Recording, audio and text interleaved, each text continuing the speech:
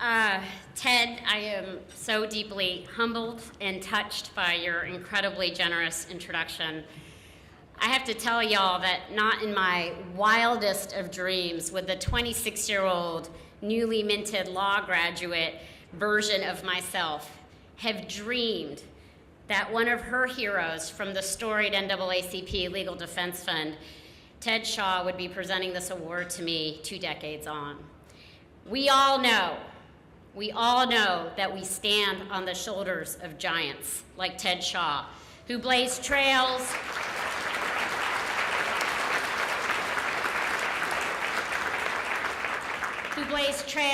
and continue to fight battles against all of the odds. Thank you, Ted, for all you have done for America, for what you have done for all of us. Thank you. So good evening, everyone. I am so grateful to the extraordinary staff and board of the Asian American Legal Defense and Education Fund for this honor. This is really, truly an incredible occasion to celebrate AALDEF's 45 years. Margaret, thank you for your steadfast leadership all these many years. AALDEF has been tirelessly defending the rights of immigrants to live safely and with dignity.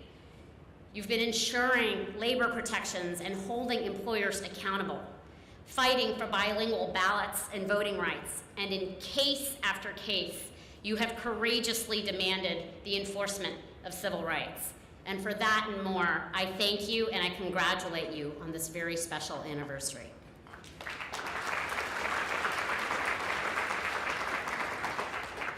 Now, I remember AALDEF in the very early days of my career. As Ted mentioned, my first job out of law school was at the NAACP Legal Defense Fund on 99th Street, Hudson Street in Tribeca. And it was just a few floors above the AALDEF offices. And our physical proximity was actually entirely fitting because LDF's model had also inspired the creation of AALDEF to focus and promote the justice for Asian American communities and for all Americans. And between the two organizations, we made for a rather motley crew of very impassioned civil rights lawyers. We were running on caffeine and the conviction of our ideals, and we stayed late and worked hours into the night. We huddled in the hallways and in the elevators. We were strategizing about righting wrongs and bringing justice to our communities. And we all became fast friends. Some of them are here tonight, this evening here. And of course, some of us even ended up getting married to each other. And this is, of course, my natural segue to shout out my own husband, Chin, who was then a fellow LDF lawyer and who's now legal director at DC's Legal Aid Society.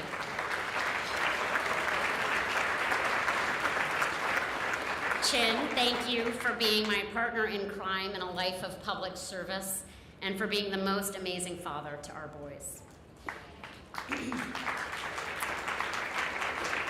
So roughly half a century ago, the promise of opportunity led my parents to emigrate from India to the United States. My father came to the United States as on a scholarship for his master's degree, and as a precondition to allowing him to leave the country, my grandmother told him he had to get married. And so just 3 days before he left India, he married my mother.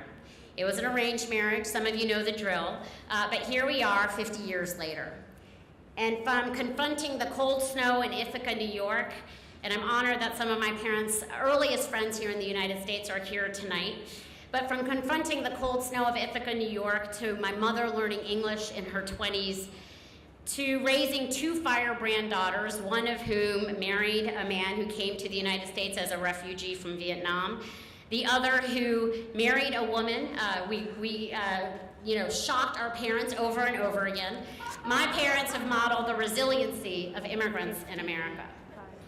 But their path, like so many, for so many, was really met on the way with prejudice. But nevertheless, my parents maintained their belief in the inherent promise of fairness and in the promise of America. From them, I learned that patriotism is synonymous with public service. To love this country means that we see its flaws and commit to making it better. My parents' early lessons and our Indian heritage and Asian American identity have been so much a part of the story. In college in the mid-90s, I led the Asian American Students Association at Yale, and we fought for affirmative action. We rallied for academic courses in Asian and Black history. It was my political coming of age and an early education on the truism that working across communities, we are more than the sum of our parts. During my first cases out of law school, I represented falsely accused, predominantly African American men and women in the small town of Tulia, Texas, the story that Ted just mentioned. The arrest took place during a pre-dawn raid by a team of police officers dressed in head-to-toe SWAT regalia, and local papers ran the headline, "Tulia's streets cleared of garbage," and printed the names and addresses of each of the 46 men and women who had been arrested. While working the case, it was clear that many of the people I met in West Texas had never seen a South Asian person before. This was just weeks after 9/11. But I had doors open to me for two reasons. One, because people knew of the reputation of the NAACP Legal Defense Fund. And two, because over and over, everyone thought I was related to Dr. Sanjay Gupta on CNN. And I wish that I was lying. In fact, if you Google me today, the third thing that comes up is, are you related to Dr. Sanjay Gupta? So after 2 long years, fueled by the resiliency of my clients and their families, and with the help of a coalition of law firms, several of which are represented here in this room this evening, we brought justice to our clients. And then Governor Rick Perry pardoned the Tulia defendants. And there's a lot more to be said, but that's not why I'm here. Later, I began my tenure as head of the Justice Department's Civil Rights Division at the behest of President Obama. And it was just 2 months after Michael Brown had been shot and killed by a police officer in Ferguson, Missouri. Amid our investigations of police departments in Ferguson, Baltimore, Chicago, and beyond, I can't tell you how many times I was the only woman and the only person of color in a room of about 200 police officers. But I built relationships of trust with some of the most unlikely folks who became allies in order to get things done. And almost 2 years ago, I took the helm of the Leadership Conference.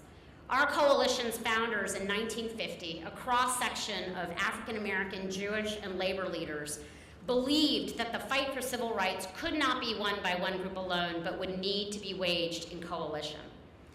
Their remarkable foresight rings true today, as we are faced with an administration intent on demonizing immigrants and Muslims and those perceived to be other. An administration actively undermining the pillars of democracy, from attacking voting rights to packing our federal courts with nominees that are hostile to civil rights, to weaponizing the 2020 census for partisan gain. And a federal government that has largely abdicated its historic and crucial role and responsibility to enforce civil rights and protect vulnerable communities. I won't sugarcoat it. We are in perilous times, and I feel an acute sense of whiplash today. But it is precisely in these moments that we all need to step up. And it's why I'm also deeply hopeful for the future. Millions of people in this country have taken up the charge to fight for an America as good as its ideals. And these millions of people were not people who considered themselves activists long ago. We're in communities, we're in the Capitol, we're in boardrooms and at the ballot box, we're in courtrooms and in the streets. Voters, including Asian American voters, came out in November for a democracy reform and to elect the most diverse Congress in our nation's history. And so much of AALDEF's own work models just how much change we can effect when we fight for our collective future. In the face of anti-immigrant fervor, you are defending the right of dreamers to make a safe home in America.